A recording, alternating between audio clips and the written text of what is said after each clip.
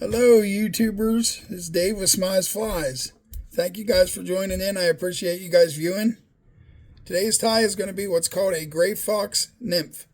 And this is a little bit of a different pattern because they do their own entomology searches down there at the shop I'm tying for. So some of the flies that they have me tie are completely different than the norm, And you'll see here, I'll explain it to you as I'm going. But I'll show you where it's going to be different, which it kind of threw me way off. I had to do a double and a triple take. As a matter of fact, I had to do a screenshot of the picture they took me and then put it into my gallery and then go over and bring it up and like make it bigger. I don't know what you call that. Make it triple, quadruple focus. And I made it huge and I'm looking at it. I'm like, yeah, that is what that is. All right. I never saw that before. I've been tying on and off for 30 years, like 15 years back in the 90s. And then I'm on my second year doing it again here. And I have never, ever seen a nymph done the way this one quite is. I mean, just one thing that's different about all of it, and I'll show it to you when I get there. It's not really all that easy to explain. Actually, if I wanted to, I could show you right now. I've got one laying here. As a matter of fact, I don't know, you guys might not even be able to see it. That's why I was going to wait and just show it to you. And I'm going to show you this and show you while I'm tying. So, the tweezers, that's the gray fox emerger. And if you look on that wing case, you see how there's a black spot in the back of it? That's the thing I've never seen. That's something I've never seen. I don't know if that's supposed to mean it's an infected, but you would think that would be red or like some kind of a darker pink. But anyway, that's sitting there and we're going to go ahead and tie this. As you know, I put my pheasant tail in for my tail. And I like to wrap the body the whole way up, which you guys have heard me say that's probably every nymph I've done, every fly I've done, because I like it to help me build my body up. And then I'm going to come the whole way right up behind the eye. And I'm going to start wrapping backwards, and I'll probably stop 1/3 of the way back or something like that. And I will tie in. Next step will be to tie in in this case, it's not copper wire for the segmentation. They're using gold wire.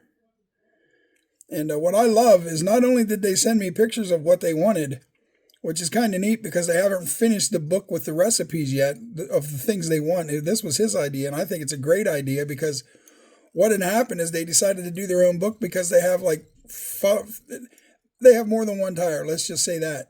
And from what he's telling me, I'm right up there. I'm number one. I'm his best tire there. So that's amazing. But anyhow, to make a long story short, if you're a fly tire and you're given a pattern, you have nothing unless you've tied it many times in your life. You have to look on you have to Google it. So if you Google a certain pattern, you're going to get 4 or 5 different pictures of what it should be, and you're going to get 4 or 5 different recipes. And although they may be similar in some ways, they're not in all ways. So that means that all of his tires, I think he's got 4 or 5 of them. The problem is he's getting, so if he orders like a sulfur nymph, and these guys look it all up, which I don't have to. I know what a sulfur looks like, and he loved mine. But anyhow, long story short, and I live in his area. That helps too, because I've tied for myself. But he's getting a whole bunch of different patterns of the same thing. And he wants everything to be the same, obviously, because you're not going to take 5 different types of sulfur patterns and throw them in one bin. It just doesn't make sense. So what he's doing is he's been selling them so if he ordered 4 dozen for me, he'll throw them out. After he sells them, he'll go to the next tire and throw theirs out. And just do it that way. That way there's not a whole bunch of variety. So the tire or the fly fishermen aren't asking questions like, why do you have these different ones in here? What's the deal? You sure you didn't mix things up? But anyhow, so he chose to make a book. And in that book, he's already gone through and he's taken pictures of almost everything. I think he has 15, 20 more pictures to do out of all the flies he carries. And right now he's in the middle of remodeling the dining room or the kitchen he has a hotel right next door to his store. And there's a little bar there and a little restaurant. And he just got done remodeling one of the two. I think he remodeled the kitchen and now he's doing the dining room. So he hasn't had time to focus on this book. So he hired an assistant and she started in on it. But it's gotten to the point where she needs his help for the recipes. His grandfather had a tire there back in the day. His name was Al Zagarsky. He was one of the real good tires. He's no longer with us. He was an older dude, but boy, that guy could tie some nice flies. Well, my point in all this and telling you that is they've been doing flies for sale down there for, good golly, probably 50, 60 years.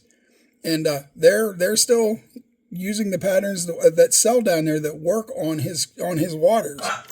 And yeah, so he decided, you know what, rather than go through all this, I'm going to make a book. That way we get everybody on the same page, and da-da-da-da-da, which I thought was an absolutely amazing idea.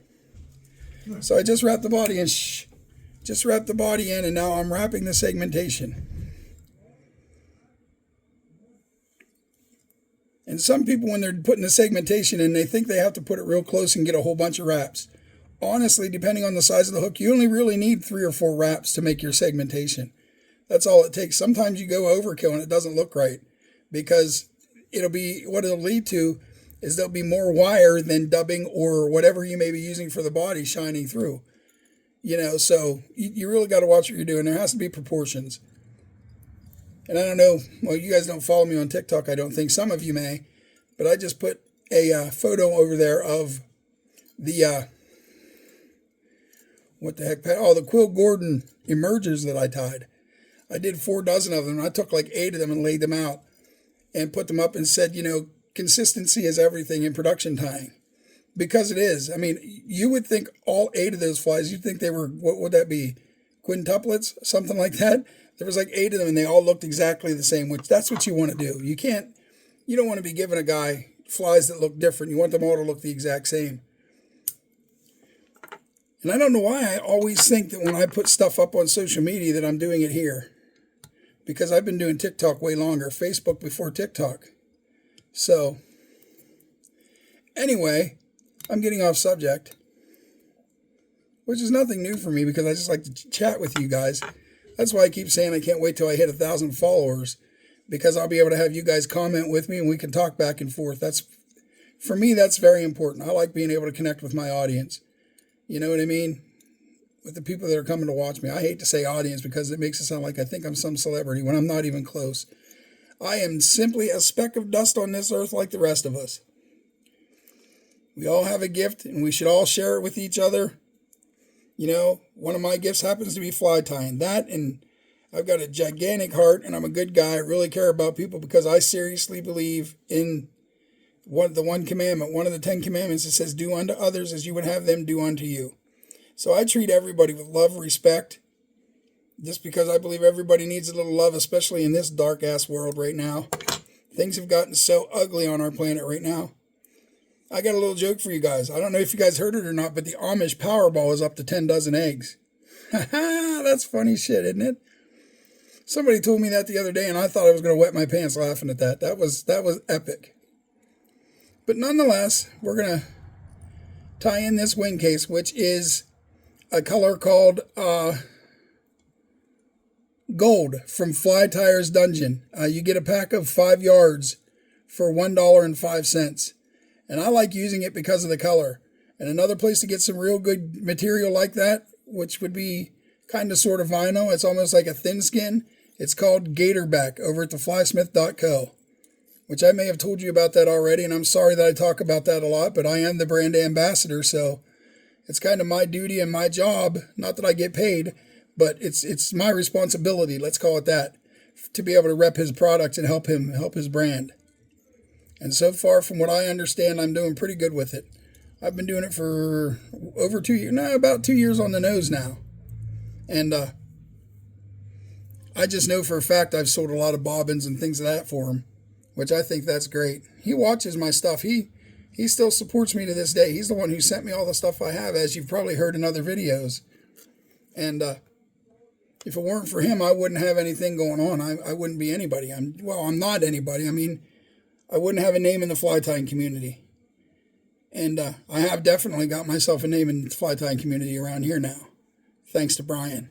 And Brian with the gift, and me with the gift of tying, and going live probably over 100 times over on TikTok and building myself a TikTok family.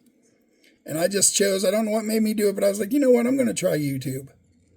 Up until before I started this, I wasn't really a big fan of YouTube because I was in the vape community years ago, and I tried to get a channel going over there, and I've been on YouTube.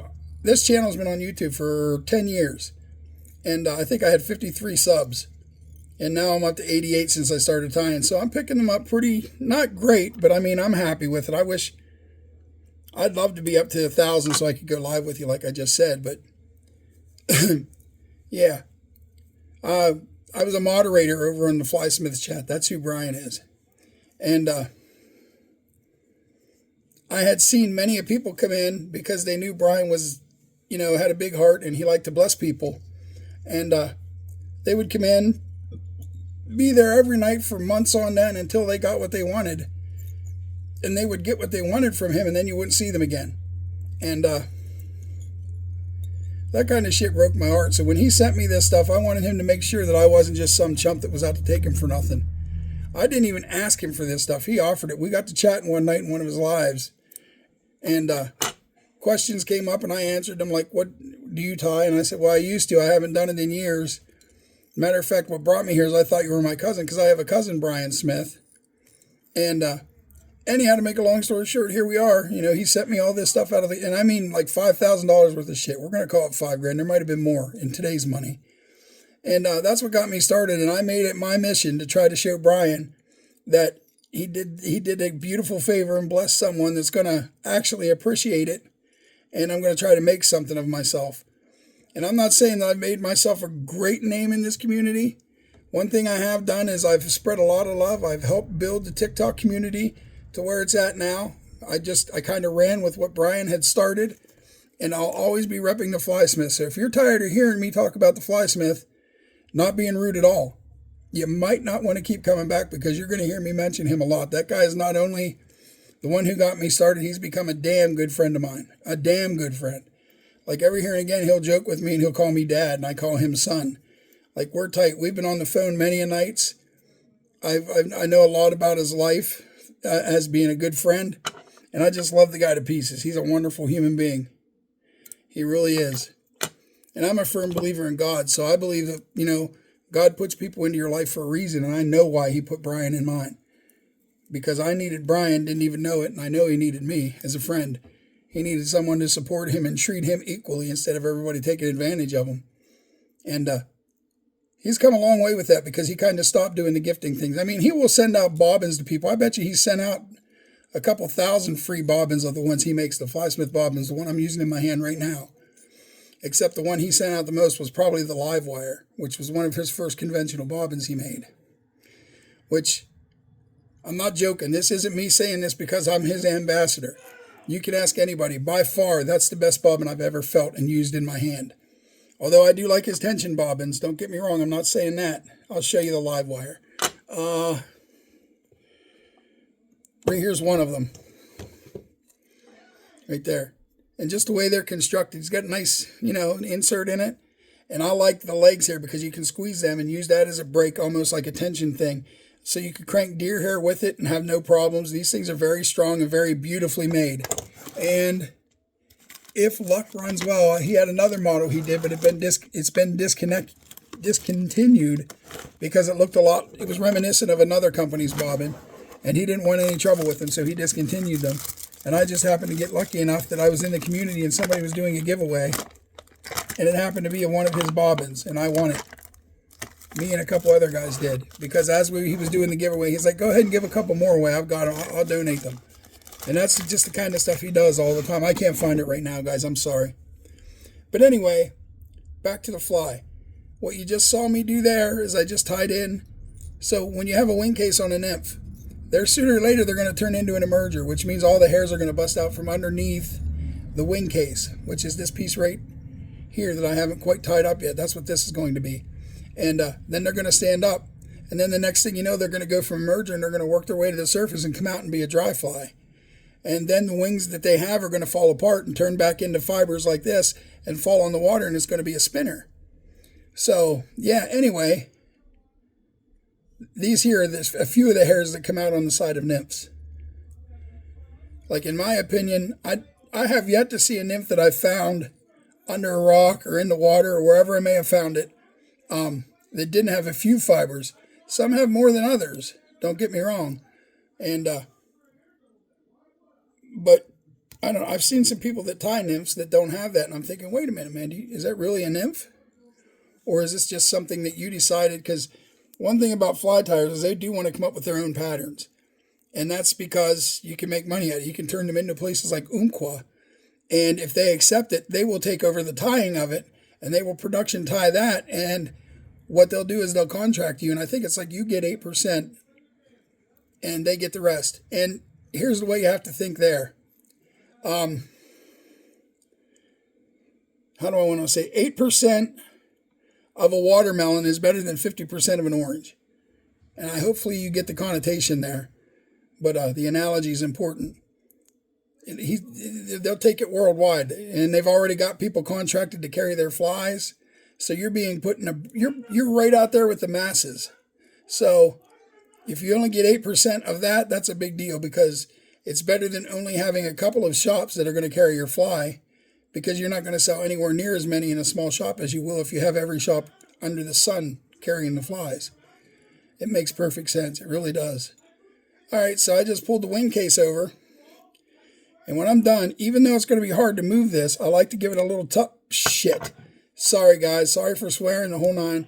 I just pulled the thread and everything out. So bear with me. I will fix it. It's happened many a times. The difference between then and now is I will make sure now that never happens again. It's not going to happen again on this fly anyway. So I'm going to let that hang right there for a minute. I'm going to pull my fly up, back in the vise of the hook eye standing up a little. And I'm just going to take a little dab of some resin. When I say little, I mean little, just enough to be able to hold that down. And I'm just going to give it a little swatch like that. And even before that cures, I'm going to get a few wraps so I don't have just a bubble sitting there and it's just going to look stupid and I'll never be able to wrap over. Now I got to break my thread. Okay, we're having a good video so far. I hate when this kind of stuff goes down, but this is typical fly tying 101 right here. Like, that was my fault. I pulled too hard. I did. It had nothing to do with the thread. There we go. Oh, boy. I am so sorry, guys. Lately, the mistakes I'm making are almost unreal. And the funny thing is, I can sit here all day long and tie and never have trouble. But the minute I go to do a video, I don't know if my nerves get to me. I don't know what it is, or if it's stage fright or what the heck it is, but it gets irritating. Everything will go wrong on me. And I'm like, then I look like some kind of a novice tyer. When I'm not saying I'm a seasoned professional tyer, but I tie a damn nice fly. And it just upsets me when this goes down. But whatever, wah, frickin' wah, right? Get over yourself, Dave. Anyhow, I got that wrapped back up, and I'm going to show you what I was trying to do, but I had a little too much. So I'm just going to really get rid of all that. I'm just going to take a little swatch, just like that, maybe 2 little swatches. And the plan there is once I cure that, that's going to hold my thread there. So if everything comes unwrapped on me again, it's not going to come off the end of the hook.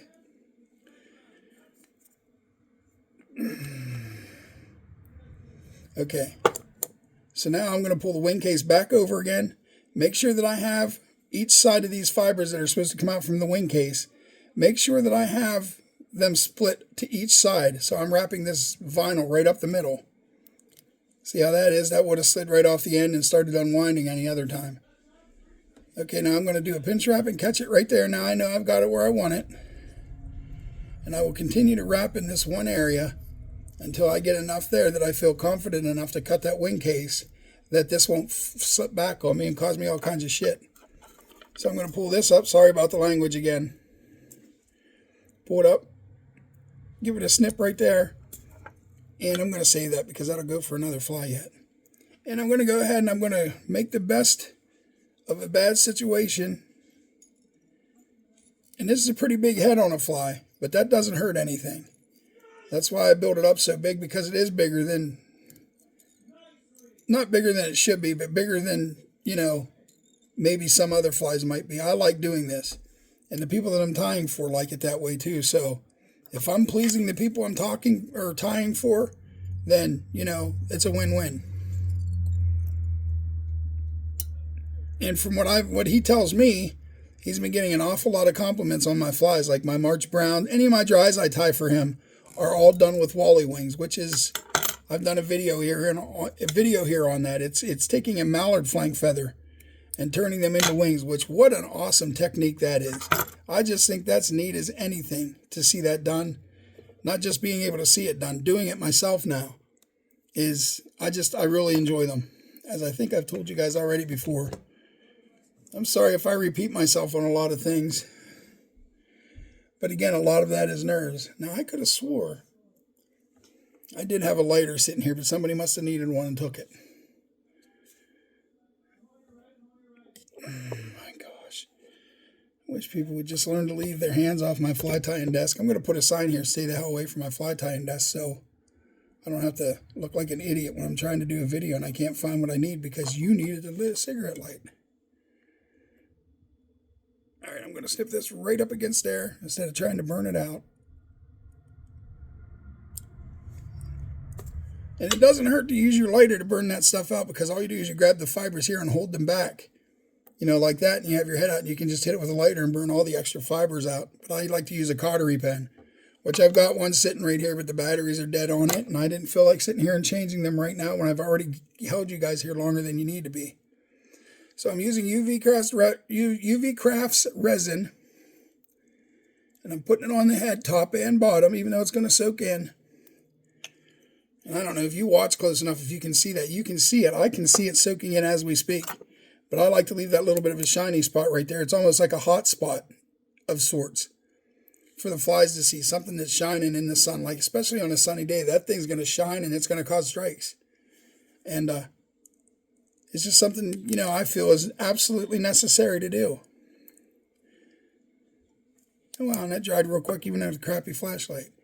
So I'm also going to take another dab of this and I'm going to put it right on the wing case. Right there on the wing case. Which will make that shine a little bit too. I love what UV resin does to wing cases in certain parts of fly tying. Back when I tied before, there was no UV resin around that I knew of. Never heard of it. There wasn't a lot of synthetics either. If you couldn't do it with fins, or if you couldn't do it with feathers or fur, you weren't doing it. It's just how it was back in the day. Luckily, everything's been so far advanced to where it makes things a lot easier on the tire. And I know some older guys that don't like that are like, it's not conventional. You know, I had to struggle through doing this, that, and the other thing. Why do these younger bucks get to do it so easily? Well, I don't know. Synthetics don't necessarily make things easier. It's all in being able to finagle said feathers to make them what you want them, or the synthetics, either way. But anyhow, this piece right here, that black right there is what I meant. That's not normal. That's not a normal thing. So, this is the Gray Fox Nymph. I'm going to go ahead and throw this in the tweezers like I always do for you guys so you can see it up close and personal. There it is. That's the front view, top view, side view. Hey y'all, thank you so much for being here. Thanks for coming to hang out with me. I do appreciate you guys. What the most important thing for me on this channel, if you guys want to help me at all, please subscribe to me so we can get me to where I want to be, which is 1,000 followers so I can do lives with you. Much love to you guys. I hope everything that's going on in your life smooths out if it's bad and gets better if it's already good. God bless everybody. Much love.